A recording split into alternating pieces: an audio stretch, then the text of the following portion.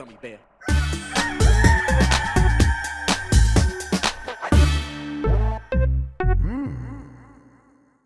It's the internet. You're busy. Let's do this for March 20th, 2023 for the next hour or so. Let me help you sort through the world of gaming on Game Mess Mornings Live with me, Jeff Grubb. Today, a new mobile game store is going to drop. F-Zero GX may be in the hands of the Luigi's Mansion team. And Spider-Man 2 is so snarky, he's going to need a next-gen dialogue tech. But first, please join me in welcoming today's co-host to Game Mess Mornings. It's Rachel Kaser from GamesBeat. Rachel, how are you doing? I'm good. I'd like you to meet my co-host. This is Penny. Hey! Penny, you sleeping on the job? That's Come on, a good Penny, girl. perform. Dance for us. So she's just going to be in the background, probably. Well, I love that. Penny, you're welcome. You're the number one Penny. Make sure make sure we tell Mike, everybody, that we have the number one Penny on the show today. Rachel, how are things going? I know you've been playing Resident Evil. How's that been going for you? What you been up to? Yeah, I've played through Resident Evil 4 twice, which is great because I'm slowly getting up to the same number that I played the original Resident Evil. I need to log the same amount of playtime in both games, which means, of course, the remake has to be released on about like 4 other just give it 20 years. Platforms. Yeah, give it a little while, but I've replayed it a couple of times and I really like it, but that doesn't really surprise me. It's Resident Evil 4. I like the original. I like the remake. It is a little bit weird because there are some things that Capcom really doesn't want us to talk about before the game gets dropped, even with the even though the release embargo has lifted. Right. There's still some stuff that they're like, hey, could you please not tell people about this? I'm like, but I want to tell people about this. Is it stuff that was like, is it stuff that's like, oh, this is slightly different? Or is it just like, oh no, that thing that was in the original was cool again? I mean, I guess you can't really talk about it because it's embargoed, but just vaguely, is it just like frustrating for any specific reason? It's more things that changed. Okay. They would prefer that we be pretty vague about it, at best. And I did feel comfortable talking about the things that have stayed largely the same. Like, I just want to be able to tell people that the game that you love is still in here. The game that you loved, it's still here. It's changed a little bit. Some of the pieces have moved around, and I think for the better, personally. I think some of the things in this game actually make a little bit more sense.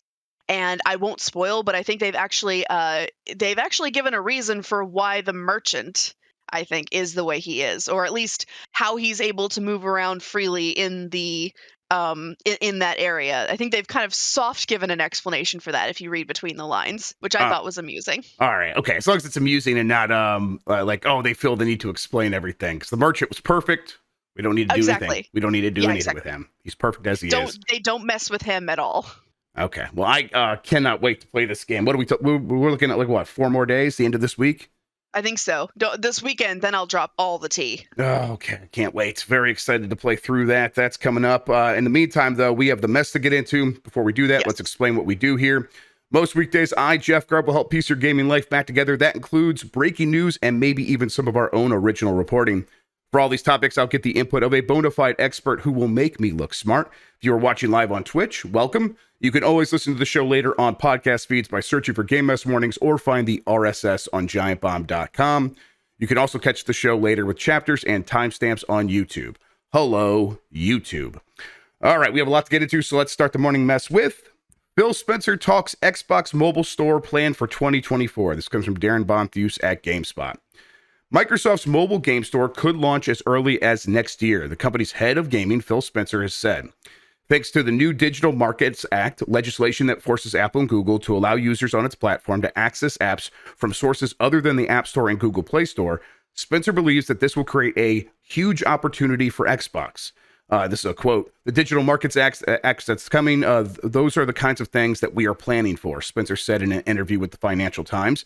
I think it's a huge opportunity. We want to be in a position to offer Xbox and content from both us and our third-party partners across any screen where somebody would want to play. Today, we can't do that on mobile devices, but we want to build towards a world that we think will be coming where those devices are opened up.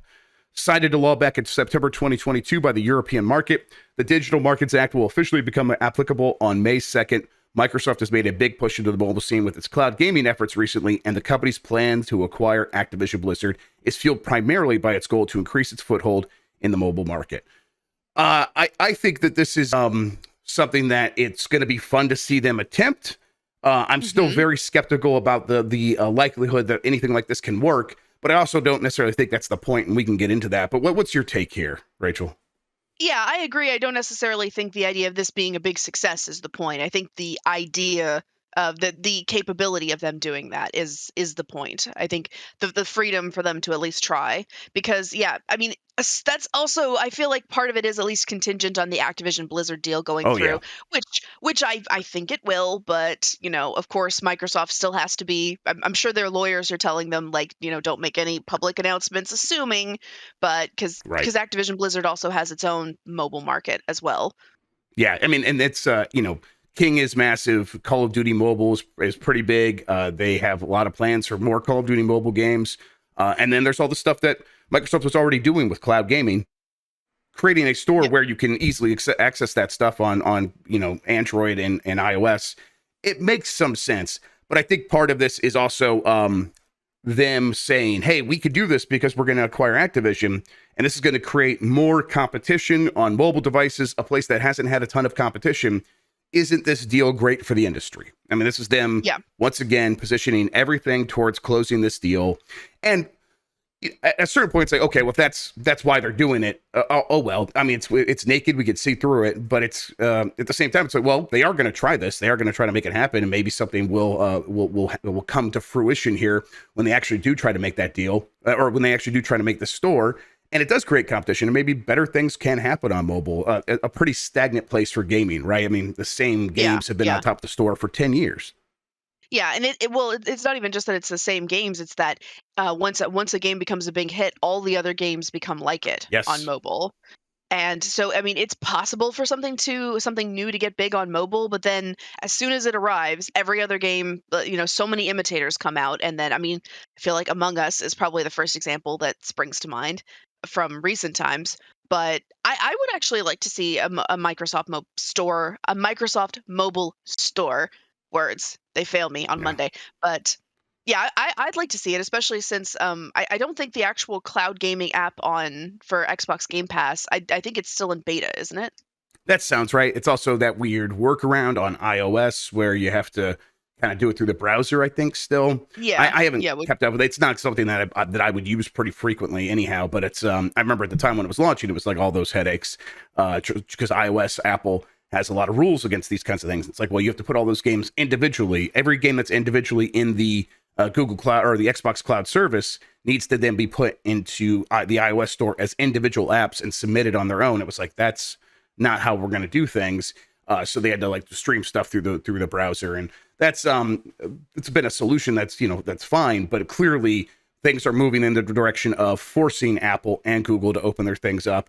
I mean, you could already install a secondary store on Google. This is why I'm a little bit mhm, skeptical of what Microsoft's doing, because with my Android phone, I remember when the Amazon App Store launched, and I installed that because they were giving away a free app a day, and that's back when apps were like, actually most of them did have a price on it, and it's like, oh yeah, yeah, I'll install this thing. No one else did that. No one else even knows you could do that.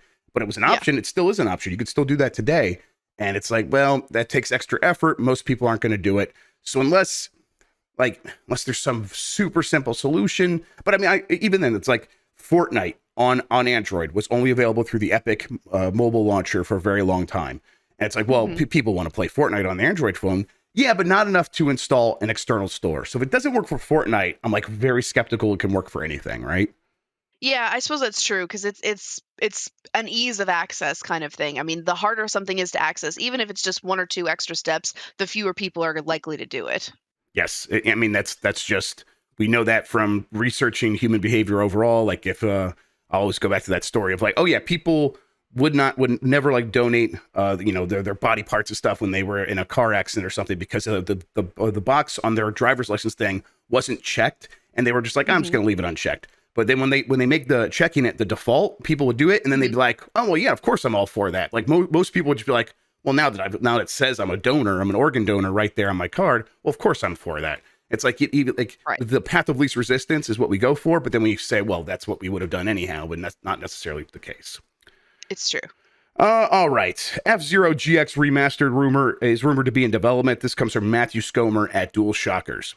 Following the surprise remaster of Metroid Prime last month, rumors are circulating online that F-Zero, the classic futuristic racing game that started back in the early days of the Super Nintendo, will be making a return as well. At the heart of the rumors is YouTube/Twitter account holder Nintendo Prime, who made the announcement Friday night that Next Level Games was working on the project, a remaster of F-Zero GX, which originally released on Nintendo GameCube in 2003. Nintendo Prime would not divulge the source. Well, yeah, of course he wouldn't. Okay, let's just say I think F-Zero GX is coming. Let's say that it is by Next Level Games, which did Luigi's Mansion 3, most recently did Super Mario Strikers. Do you think that's a good fit? Oh, sure. I kind of wonder, like, is it that particular F-Zero game just because it's a GameCube game? Because, well, I mean, like, because we just got a GameCube game remaster. I don't Is think that why? I think it's probably something that was already in the works. I just think Okay. it's like sort of working backward from F-Zero GX on the GameCube is the one we're picking, not because GameCube games have been succeeding. It's because they're very easy to update. They already look timeless. We just we're going to up-res them to HD, fix up their controls a little bit, and we could re-release them for $40 and make a ton of money. I keep punching my microphone. That's okay. It worked for Metroid Prime. It's probably going to work for this, but I think it's just like they look back and they're like, what game would make sense to remaster? And then the GameCube is like, oh, well, this is a treasure trove. There's a ton of stuff we can bring forward from here. True. I mean, it seems almost like a little bit of a pipe dream to say, like, I just want an F-Zero game to be on the Switch or whatever Nintendo console is, being worked on stealthily. But yeah, I just want an F-Zero game, a new F-Zero game. I'll take that, even if it's a remaster, remake, whatever. I just want more F-Zero. Yeah, I agree, and that's why I'm like, okay, I'm not sure if Next Level Games is like the right studio in my mind, because I associate Next Level Games with the top tier, high end animation technology, and they've had that for a very long time. Probably going back before Punch Out for Wii, but in my mind, it's like Punch Out for the Wii, one of the best animated games of all time. Then they do Luigi's Mansion 3, one of the best animated games of all times, in terms of like, oh, this is a great looking game because the characters are so expressive. Super Mario Strikers is the same, like one of the best animated sports games of all time. True. Vehicles don't animate. Like they're just, I mean, they'll have like little flaps on the back, but I mean, I'm like kind of wondering, F-Zero GX Remaster, there's not a lot of room for them to spread their legs in terms of doing what they're best at. So I'm like, I would kind of like it if it was like a new F-Zero, or maybe this is a stepping stone for them to do a new F-Zero, and that will maybe take a different vibe that enables them to use some of their animation chops. At the same time, I'm not really complaining. Come on, go, give it to me. I want it. Give me more F-Zero. Let's go. Another GameCube remaster. Let's go. It's, we're on a roll here. Resident Evil 4 remake, Metroid Prime remaster. These things are, they're very popular because they're very good games, but also that GameCube nostalgia really pushes them over the top. So I think F-Zero GX has a chance to like ride that wave. If we're talking about GameCube remasters, I'm waiting for Fire Emblem Path of Radiance. Just saying, you want to put Ike in every single Fire Emblem property. You stick him in Fire Emblem Heroes. You stick him in Fire Emblem Engage. Everyone, if we're doing this thing where we're bringing characters from previous games, and if we're talking about GameCube games, I want Path of Radiance. Give me Path of Radiance. Yeah, I think I'm trying to like remember which one the next remaster of Fire Emblem is supposed to be. I think it's Genealogy of the Holy War, which is the Super Nintendo one. So I mean, we already did Gaiden, and Shadow Dragon had already had a remake exactly on the DS. So yeah, I guess it would make sense for Genealogy and Thracia 776 to be the next ones chronologically. But if we're talking about GameCube games, that's the one I want. That's the one I'm really pulling for. Yeah, and I mean, they should do them all. They should get to all of them eventually. Yes. How'd you find Engage? Because I'm like still playing. I'm like, I was over the weekend. I was kind of like, oh, I might not be into this because they just took my rings away. Something that Mike was complaining about when I talked to him, and I'm like, I think he oversold like how awful it was going to be. So I was prepared for it. I'm like, this is not that bad. So I'm like still really into it. I still really like it. How'd you find Engage? Oh yeah, I think we've talked about this before, that I just love how fan fiction-y it is. Yeah. But in terms of that's in terms of the story, it's not as story heavy as the last game, which I'm fine with. Not every game needs to be three houses, but I actually really like the tactics of it. I like it's much more taxing. There's a little bit more the combat variety is a little bit different, like the bond rings especially. Took me a long time to get into that, but in a good way, not in the sense of like, like, oh, I'm just not getting this, in the sense of like, I think if I crack this, I can break the game. Yes, exactly. It's when you start realizing, oh, I can make this character impossible to hit. That's a lot of fun for sure. All right, let's move along here. Activision was developing a Donkey Kong game after Skylanders, which has since been moved to EPD, which is the internal teams over at Nintendo. This comes from My Nintendo News. A fresh new rumor has emerged today via Fammy boards regarding the much-loved Donkey Kong franchise. The project was apparently being handled by Activision's Vicarious Visions, and work started on the game in 2016. Legendary Nintendo designer Shigeru Miyamoto was overseeing the project and reportedly enjoyed what he saw. However, the game was eventually moved over to Nintendo EPD Tokyo in 2018, sometime after the release of the excellent Super Mario Odyssey. It is thought that the Donkey Kong game in development was a reboot and is a 3D platformer rather than 2D like Rare and Retro Studios' Donkey Kong Country series. Rachel, this sounds kind of crazy, but also it's also not out of the realm of possibility because it's not. Nintendo's done some work with Ubisoft on a Mario game that's a Mario Tactics game. Partnering with Activision to make a Donkey Kong game, it sounds like impossible to me, but also it's not. And then the idea of it moving over to EPD, the Mario team, well, we've heard those rumors before, and maybe this fits some of those pieces together. I don't know. What do you think? I mean, again, Vicarious Visions, the Insane Trilogy people, right? Yes, right. And Tony Hawk's Pro Skater 1+2 remake, yes. 1+2 remake, yeah. Because I was just trying to make sure I was remembering the right studio. If they had made a Donkey Kong game, I wouldn't be mad at it at all. Same. Vicarious Visions ruled. And I use the past tense because they got closed down or got put inside of Blizzard. That's right. And so, they got eaten up. And it's like, I think that a lot of this stuff, actually, when I think about it at the time, 2016, this is a time when Activision's making, Sekiro with From Software, and Nintendo is working with these outside studios like Ubisoft. They've worked with Capcom a million times before on Zelda games, people in chat point out. They work with Koei Tecmo on Fire Emblem. They work with Bandai Namco on Smash Brothers. Correct me if I always conflate those. I think that's right. They work with external third-party publishers all the time. If Activision was like, we have these studios, we're not exactly sure we want them working on. Nintendo, you want to take this call and like, what can we do? What can we work on together? I think it could have happened. I also think that as it was going along, Vicarious Visions was probably doing an excellent job. But Activision looks around and it's like, actually, why are we doing this? You should be making Call of Duty levels, or as what actually happened, you should be making sure that World of Warcraft and all of the other games at Blizzard aren't complete junk going forward. So we need you on Diablo 4. Who knows? I'm just kind of like speculating based on what we've heard. But does that sound realistic to you? It does, yeah, for sure. And it does. It sounds like something that maybe they made it doesn't say how far along it was in development before the game moved over to EPD, but it sounds like something like they maybe made a treatment for it or like made a demo for it and showed it to Nintendo, and it probably was very good, but like you said, at some point somebody realized like, oh yeah, this is not what we want Vicarious Visions to be doing something else. Yeah, it does kind of, it gives like a general timeline here, but who knows about the specifics. Said like it started in 2016 and then moved over to Nintendo EPD Tokyo in 2018.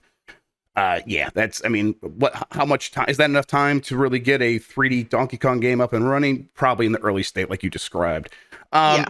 So when do we see this? If it's real, probably don't expect it anytime on the current Switch. Sounds like, according to this rumor, the new Donkey Kong game is thought to be targeting Nintendo's next system and would fit in well with Nintendo's plan to add a Donkey Kong themed attraction area at Super Nintendo World, which I think is the other piece of the circumstantial evidence here that really lines everything up here. I think they are almost certainly working on some big new Donkey Kong game, because Donkey Kong is a major featured character in the new movie. They are likely going to have, I believe that there's already rumors, or they've said there's going to be like a Donkey Kong movie potentially following up the Super Mario Brothers movie. And then they have at Universal Studios, the Super Nintendo World, Donkey Kong is going to be the next big attraction that opens up there. So they're going to want to invest in Donkey Kong. And, I mean, because when people get excited about this stuff, they're going to want to go buy the game, and they need a game to have there. And it can't just be Tropical Freeze yet again, right? True. And I actually wouldn't be. I would be very pleased if the next console they release. I mean, because they have had Mario and Zelda. Well, I mean, I guess Breath of the Wild wasn't technically a launch title for the Switch, but you did have Super Mario Odyssey, which was a soft launch title for the. Was a launch Right. title. Didn't come out on launch day, but it was like shortly after Launch window, that big launch window. Yeah. So I'd be thrilled if the next Nintendo console they say, oh, and by the way, we're also releasing a new DK game to go with it. I'm like, yes, I'll take that. For the Super Mario Odyssey team, hell yes, of course. Exactly. I'm so down for that. Again, it's one of those cases where I can't speak to whether or not this rumor is actually realistic. It sounds realistic enough, but I want it to be true. Yeah, I want it to be true too. I think I've said on this show many times when people are like, hey, what's like you're a little bit out there take on what the Mario team could be doing if it's not another 3D Mario. It's like, take Donkey Kong 94 from the Game Boy, take all of its moveset, everything that happens there, and turn that into a 3D platformer. It sounds like this is not going to be that, because that would be you still playing as Mario in the Donkey Kong world and doing stuff. If you are playing as Donkey Kong, still kind of take those Donkey Kong 94 vibes, puzzle platformer, a lot of verticality, kind of New Donk City, maybe give it a little bit more style, a little bit more pizzazz to the way it looks, and then just go to town. Ooh, I'm excited. Bring in some of the other DK characters. Yeah, perfect. Yes. All right, moving on. Respawn opens third studio to keep Apex Legends going for 10 to 15 years. This comes from James Batchelor at GamesIndustry.biz. The ongoing popularity of Apex Legends has caused Respawn to open its third studio, the company has announced.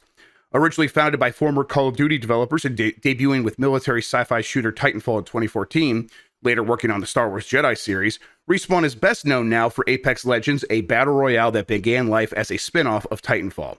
While the studio continues to gain attention for its upcoming Star Wars game, Jedi Survivor, it is Apex Legends that's driving the growth, and that's the game that has prompted the firm's new branch in Madison, Wisconsin. While the latest studio may contribute to other Respawn products in the future, the initial focus will be to support Apex Legends. Here's a quote: "Producing content on the scale and pace Apex requires is no easy feat," says Greg Wilson, Respawn Vice President and General Manager of the Apex franchise. So we are always working to bring in more talent, more experience, more ideas, and more capabilities.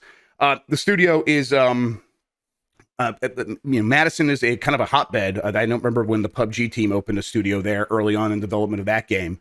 The studio is not just going to be like a live service ops team. Like, they're not just going to make sure things are running great in the background. They are going to be creating content for the game, as well as like making sure that the live service stuff works. In addition to that, it is about getting new stuff in Apex Legends every 90 days for the next, as they say, 10 to 15 years, which is, I mean, I don't know. That sounds like where this game is in its life. Like, you have this big audience that plays this game. It's probably not going to have another huge growth spurt, but now is the time to just sort of capitalize on the success you've had and build a sustainable way to make a lot of money going forward with this game, right?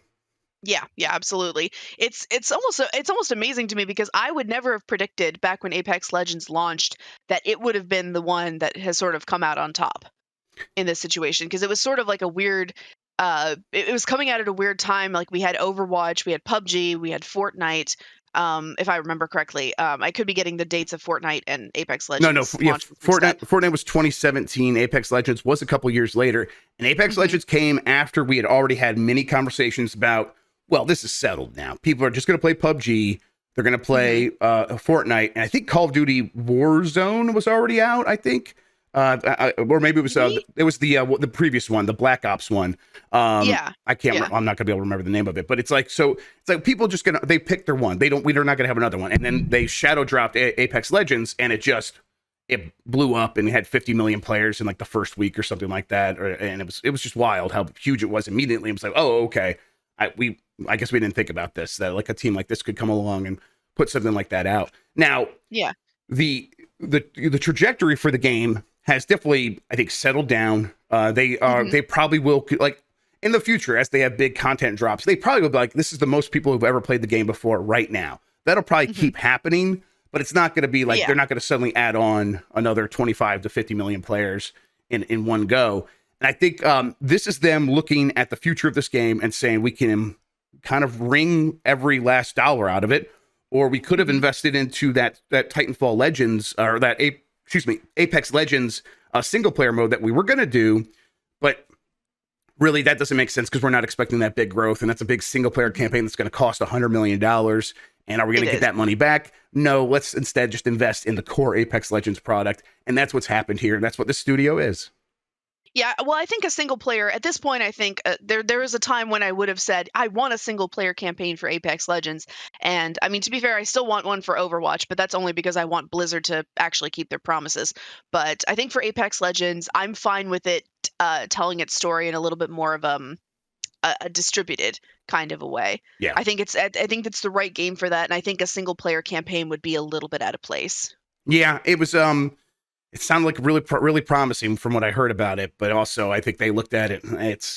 It would have been the single player mode, Titanfall Legends, jammed into this launcher that was going to have the obviously the battle royale. Now it has team deathmatch, and it's like it would have had a bunch of other modes by then, so online multiplayer modes, and then there would have been the single player thing in there, and how they would have monetized that, how that would have recouped this investment was always the big question. Not that there was no question about like its quality because it seemed very, very good and everyone was excited about it. And then of course it didn't make sense anymore when the main guy left who was working on it. And then they were looking at the future of this game. Like let's just keep making multiplayer stuff because that's where the money's going to be. That sounds totally reasonable under the circumstances. They do talk a little bit about like Madison, Wisconsin being like this hotbed for new studios. This is the studio is being founded by former Raven Software developer Ryan Burnett. He says Wisconsin is quickly becoming a central development hub here. I've been here a long time working on first-person shooter games, so we think there's a really good hotbed of talent here we could pull from. When I look at the Apex franchise, I think it's one of the best out there. The gameplay, the movement, and the gunplay are nothing like anything else out there. Blah blah blah. But I don't know. I think it's always interesting to be like, oh, well, okay, I guess.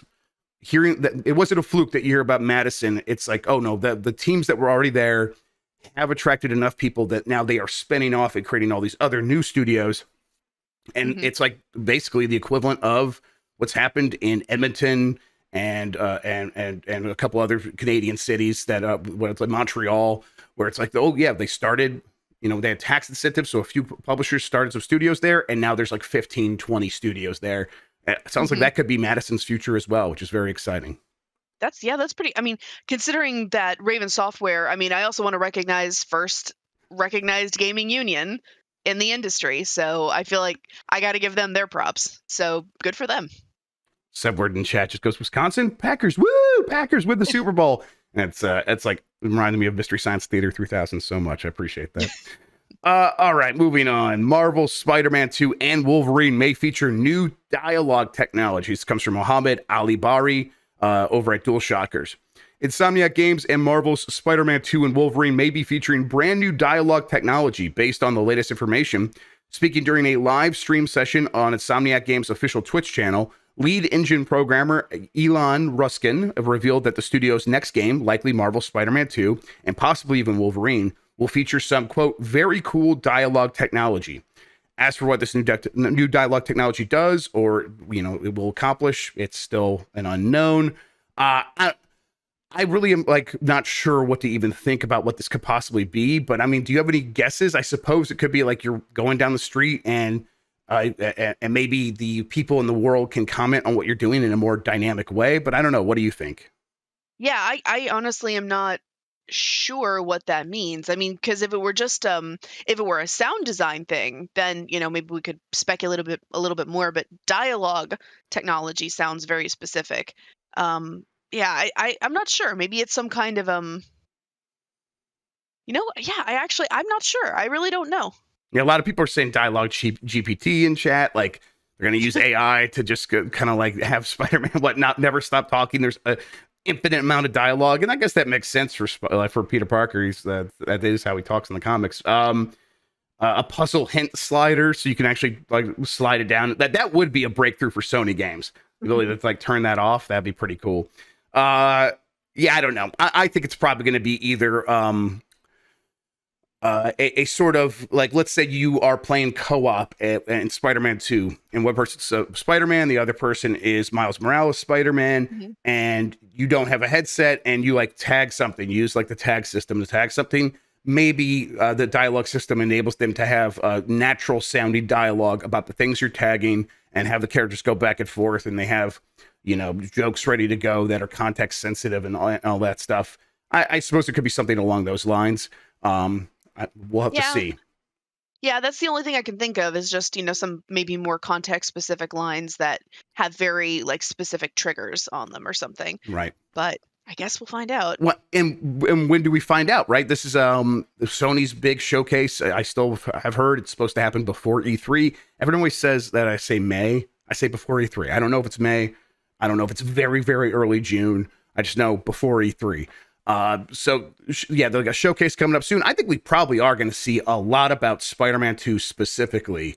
And these are the kinds of things that they could focus on in a big showcase like that. Although, honestly, they go so bombastic that maybe it'll just be big action sequences and we won't get anything about a new dialogue technology. That could be hard to show off in a trailer. Yeah, or it could be just something that's in the trailer, but they don't actually like call attention to it or something. I don't know. I mean, I'm just really, I'm more excited for the villains in the new Spider-Man game than I am about anything else. Yeah, I'm ready for Spider-Man 2. That game, do you think this is the one that has a chance to be sort of the game of the year contender for them? Because Spider-Man 1 was a very well-received game, has obviously sold a ton. Miles Morales, same thing. But they both kind of were like, oh yeah, and at the game of the year time, it was like, yeah, those came out.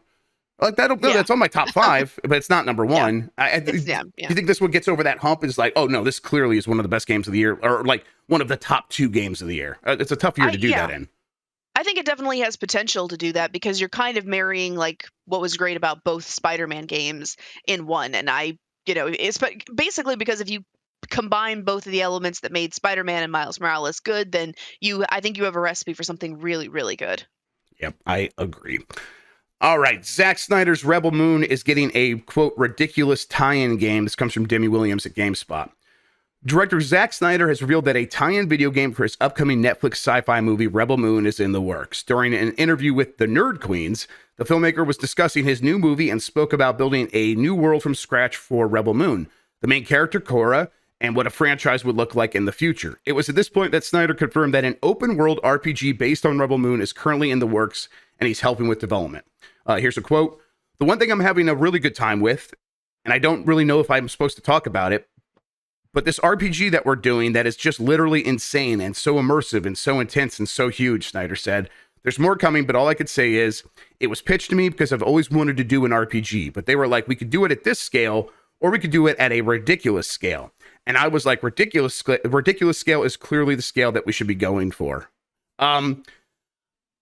So Rebel Moon is a Netflix sci-fi movie from Zack Snyder that looks like it's his take on Star Wars, kind of. I don't know. It looks interesting to me because, I mean, of course, like Zack Snyder movies always look interesting from a distance. They are, I don't know. They feel like the gas station food of movies for me, where I'm like, yeah, that looks shiny and like processed. Give it to me.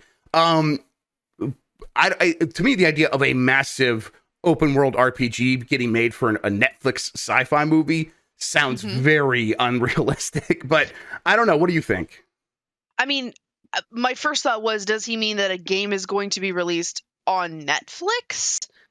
Because I know Netflix just today announced that they've got a bunch of games in development in-house and with their partner studios, including one with Super Evil Megacorp, which I don't think is the same game, but probably not. But yeah, my first thought would be like, if you're making something for Netflix and it's a game and there's a tie-in game, wouldn't it be something that is coming out on Netflix's game platform? I would think it would at least be under discussion. I bet what would happen is if it was that, it's coming to Netflix as well as all these other platforms. Because if it's at the scale he's suggesting, then I think it has to be on Steam and it has to be on consoles. I just don't.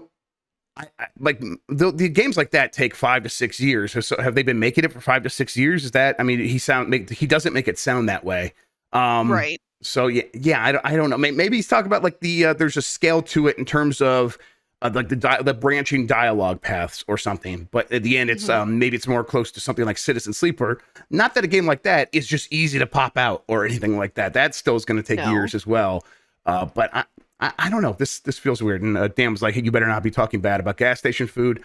I meant that as a compliment. The parts of the Zack Snyder movies that I like are the parts that look like gas station food. So, yeah. It's gotten me through so many road trips. Hell yes, yeah. I order it every Thursday now for Blake. It gets me through Blake Club when I have to look at Sonic 06. So give me Oh, that you sheets. poor man. Yeah, wait, I'm not playing. Dan's playing it now, so I'm just sitting back, kicking back, and I'm not even paying attention really. Mike has to figure out all the problems. I just sit there and laugh at Dan. It's the best. It's a really good time. Oh, poor Dan. Well, no, he deserves it. 2K Does anyone game. deserve that? Dan does. Yes, that's Okay. yes. We got together at The Hague and we decided the appropriate punishment, and it was Sonic 06. 2K Games is looking to take on Mario Kart with Lego 2K Drive, according to rumor. This comes from Ollie Reynolds at Nintendo Life. A new rumor is making the rounds that suggests a new Lego racing game called Lego 2K Drive might soon be making its way to consoles. Following reports last year that Lego had joined forces with publisher 2K to create a series of sports titles, the latest development comes from Xbox Era Podcast that seemingly corroborates the previously rumored information that the game will feature open world mechanics. Lego 2K Drive is supposedly currently undergoing a closed beta test, though there's no information on when the game will release or indeed on which consoles it will launch on. That sounds pretty cool. I like arcade racers. I think arcade racers are having sort of a moment where everyone's realizing, oh, we can have a bunch of these and they can all feel very different and they all have their place. I know that we just hit like a anniversary for Split Second, and I was looking at that gameplay for that. I'm like, that game deserved better than it got. Obviously, everyone agrees on that. But I think if Split Second came out today, it would have been a much different story, because I think people are like ready to give arcade racers another chance. That Hot Wheels game, like last year, did pretty well. I think this Lego 2K Drive game has the potential to do that, and maybe even better. What do you think? Yeah, definitely. I mean, my first thought is literal Lego racing.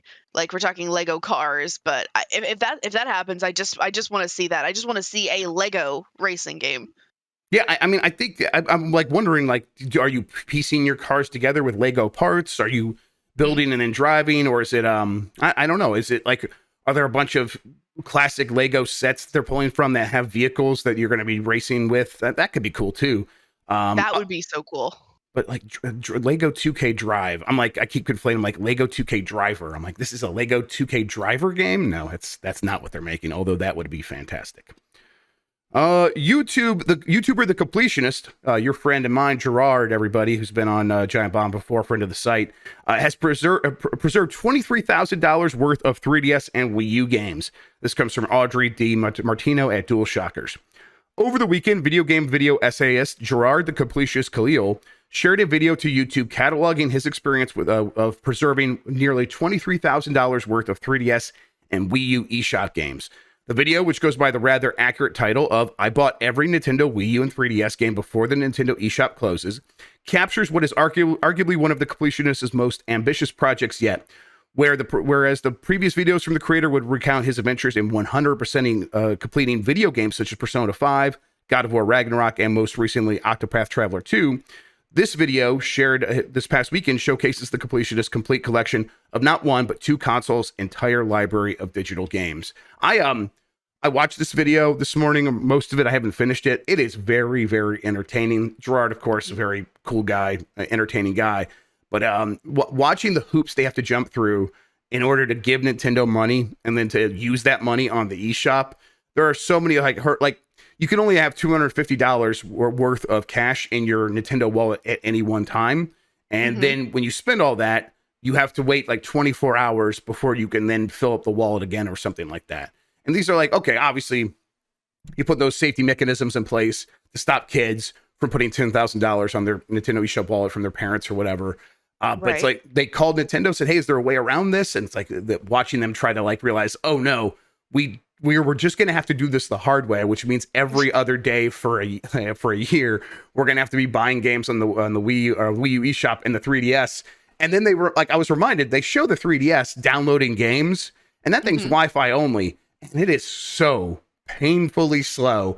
I would have obviously given up on this. Everyone, of course, I would have given up on this. But watching them persevere is very cool. It's a very cool thing. They're going to end up donating both of these systems to the Video Game History Foundation. They're going to do a big fundraiser for the Video Game History Foundation. It's a very cool thing that they've done on this. Did you get a chance to watch the video? I saw a little bit of it. I didn't get a chance to watch the full thing, but yeah, I'm really impressed. I didn't even realize there were $23,000 worth of games on those consoles. It feels like there were so few games released on them, but looking back, it's like, yeah, there were a fair few games. I mean, I would 3DS had a say ton of games, 3D 1,500 games. 3DS, Wii U maybe not so much, No, but 800-ish games apparently. But that's like 800-ish, yeah, a fair. lot of like digital only games. I think the Wii U had like those Wii Sports arcade games where it's like you could just play Wii Tennis like by itself or something like that. It's like, so yeah, they it wasn't a ton of games really, the Wii U, but like still 800. That's a lot. And I think they said they spent trying to think how much of that money was for Wii U games. I don't know, $23,000 total though. It's a lot of money, a lot of time. Like having to get all those eShop cards was also a hassle. It was also fun watching them try to get that. It's a very cool video. I recommend everyone giving it a shot. And I'm way into I'm so like video game preservation is one of my big things because, it's so easy for us to lose technology if something is no longer supported. Or I mean, because just this last year we saw like multiple studios either and hell, just in the last couple of months we've seen people shut down their games, and the servers are going to go dark, and it just makes me feel a little bit sad that there are games out there that have existed that nobody is going to ever have access to anymore. And it does my heart some good to know that in some way we've managed to preserve even just a small, just one copy of all of the games that were ever on this console. Yeah, I mean, this is going to be the kind of thing where it can just be available for researchers at the Video Game History Foundation going forward. If we actually go and we look at stuff like the online illicit backups and we're missing something, well, this will be a resource for people for a long time to be able to fill in those gaps and to make sure that that we can like find that one specific weird game that like was someone's weird first project that they put on the Wii U eShop, and then they went on to create something else down the line that's this big thing. Well, look where they started. Oh, is that game lost? No, it's at the Video Game History Foundation. So yeah, that's very cool. And that the event where they're going to raise money, it's going to run April 15th and the 16th. So we'll do an update on that at that time. Super Meat Boy returns in a murderous Tetris-like puzzler. This comes from Can Sarin at Rock Paper Shotgun. Everyone's favorite squishy hero, Super Meat Boy, is back, but not in the brutally fast platforming way you might expect. Team Meat has announced Dr. Fetus's Mean Meat Machine, a match 4 tile puzzler that follows Meat Boy's arch nemesis as he attempts to cook up the perfect Meat Boy clone. It looks just as murderously difficult as you'd expect, but this time the fun is set on a Tetris-like grid, complete with multicolored meat clones and spinning grinders that'll give you flashbacks to 2010. This game looks fun. I'll tell you what, though, that name, Dr. Fetus's Mean Meat Machine, obviously a play on Dr. Robotnik's Mean Bean Machine. I love that. That's very cool. Are you a Meat Boy fan? I haven't played Super Meat Boy in a really long time, but I'll get it just for that name by itself. Absolutely. It's a really good work here. I got a video we'll play real quick of the game itself. Let me see here. Mute it. There we go. Yeah, it looks fun. It looks cool. I mean, I'm glad that Meat Boy can live on in a bunch of different ways. And although I think I also am ready for I'm ready for Super Meat Boy 2. I'm ready for them to just make that game. So that's fair. Yeah, let's make it happen. Hey, maybe if enough people show interest in Mean Meat Machine, then we'll get Super Meat Boy 2. Yeah, and this just like for like people are wondering, is it like Dr. Robotnik's Mean Bean Machine? Yes, it does look like a Puyo Puyo pop, which is I think how you say that, right? This is a Puyo I think Puyo. so. I think so too. Let's see. Dr. Fetus's Mean Meat Machine is coming to PC, PlayStation, Xbox, and Switch, and the Wicked Puzzler has a tentative 2023 release date on Steam. All right, let's fade back here and not play that. All right. Destiny fans mourn the loss of Lance Reddick. This comes from Michael McWhorter at Polygon. Fans are mourning the untimely death of Lance Reddick, the actor with roles in the John Wick franchise, The Wire, Bosch, and Fringe. Bosch, yeah, thank you. There's been an outpouring of tributes and remembrances on social media, both from admirers of Reddick's work and the actors who worked with him. But Destiny players are mourning Reddick's passing in a different way by visiting his character, Commander Zavala, en masse in the tower in Destiny 2. Players are hugging, saluting, or simply sitting in silence side by side with the game's main social space, offering tributes to the character and the man who voiced him. Destiny players have a deep connection to Reddick's Zavala. He's been with them, serving as the Titans vanguard since the beginning. For many longtime Destiny players, Titan class players in particular, Reddick's been a daily presence in their gaming lives for nearly a decade. This is a shame. It's untimely is the right word. He was only 60 years old. Lance Reddick, very cool dude. It's cool to see someone who was just so genuine that he was just like, I think the people looked into it. He was playing the game the day before he died. He was just a big nerd like the rest of us. And it kind of makes this hurt that much more. His wife said something, responded to this, I believe, saying something about how, he loved the game as much as he loved all of you. Thank you for your support. And it just makes me so sad. Yep. I'm gonna miss Lance Reddick so much. I actually discovered something over the weekend. I was looking up his IMDb page just to see what the earliest thing that I remember him from was. And the earliest thing I remember him from was he was an assistant medical examiner on a few episodes of Law and Order SVU back in the day. I did discover he had like a one-line extra part in an episode of The Nanny in 1997, which was one of my shows, one of my post Golden Girls shows back in the day, and I actually watched it.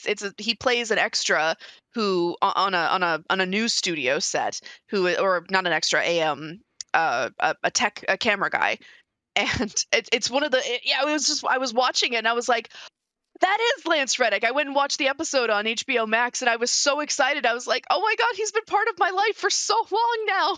Yeah, I like so many actors that ended up doing like really big stuff on HBO eventually. I remember him on Oz. Like he was just on Oz, like one of the inmates on that show. And it was, it's like, man, he had such a presence there. And then obviously like just everywhere after that. And I loved him on Fringe too. He has such a good presence on that show as well, where he could just bring in that serious tone, but also there was always something like he knew more than what he was letting on at all times, and that just made that show feel even more creepier than what it was. So rest in peace to Lance Reddick, and hey, if you want to go in there and pay respect in the game, it seems like a good way of remembering him, and it seems like he would have appreciated that. Yeah. All right, let's move on. I have the poll from Friday. Bringing that up now. Are Twitch's best days behind it? I asked this to the audience, and 75.2% said yes. 24.8% say no. I think this is like in line with where people feel like, oh, it's changing a lot. Is it changing for the better? I think for the most part, it's impossible to say. I think people are going to continue having good times on Twitch, but after that split changed from whatever it was, 70-30 to 50-50. And in favor of Twitch taking more money, and then the end Amazon. It's like, man, it's kind of hard to feel really good feelings about that platform overall, even though there's a lot of cool stuff still happening on it. I don't know. How do you feel about Twitch these days? Yeah, it really does feel like Twitch, because I was on Twitch like way back in the day. Like I was a big streamer like around 2015, I think it was. So this was a long time ago, and I remember that for so long it felt like a community thing. It's a place where one person with a camera on a computer could get on and start playing games, be funny, and that was enough. And it no longer feels like that is enough, and it feels like Amazon doesn't care about supporting those creators. It's about supporting brands. It's about supporting teams and creating content that Twitch can profit off of itself. It's no longer just a platform. It's a vehicle. And I don't think it's I don't think it's going to be that way. I don't think it's ever going to be that way again, and that's a shame to me. I guess it's subjective what you consider to be Twitch's best days. Exactly. But in my opinion, best days are behind it. Yeah, I mean, I think it's it being their early days as well. Like it's like, okay, you lived through so many cool things. Twitch plays Pokemon, a lot. I mean, a million other things like that. It's like, oh, okay, cool stuff will continue to happen. Of course it will. But it's like back then it felt like we were all in this together, and now it's going to feel like any other social media platform where everything's being engineered to get as much engagement as possible, and that's not really Twitch's fault. It's just the sort of the natural progression of these things. But I also think the best days are behind it. All right, I have a new poll. I'm going to write it up right now. In the meantime, though, Rachel, why don't you tell people where they can find you, what you got going on, things like that?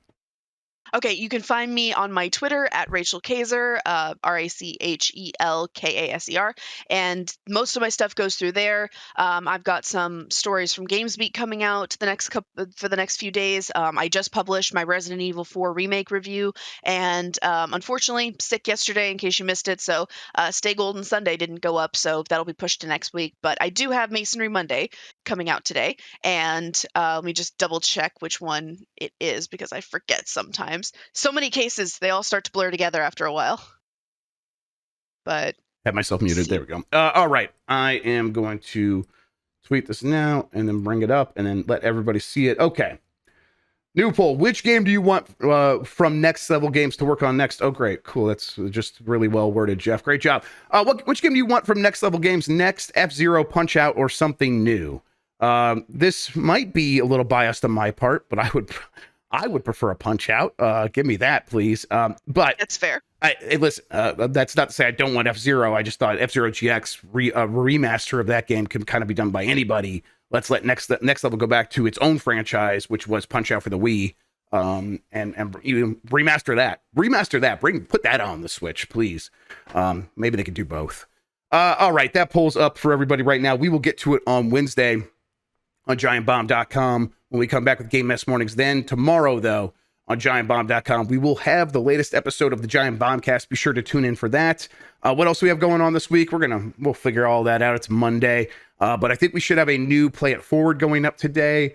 We should have our regular shows, Blight Club, Grubber Lang, which I'm feeling very good about putting a whole run together. It's just nailing Tyson at the end now, and not having it all fall apart. But then, yeah, other than that, back on Wednesday with this show. Rachel, thank you so much for taking your time with me today to talk about video games. I really appreciate it. I always love talking about video games with you. It's always fun to have a reason to want to, get out of bed on a Monday morning. Jan says there's the Chia Quick Look coming after this, which I had a lot of fun on. People should check that out. It's a fun game. I'm looking forward to it. And then, yes, all right, everybody, thank you for watching. You're the best audience in gaming. Until next time, have a good one. Take care of yourself, and goodbye.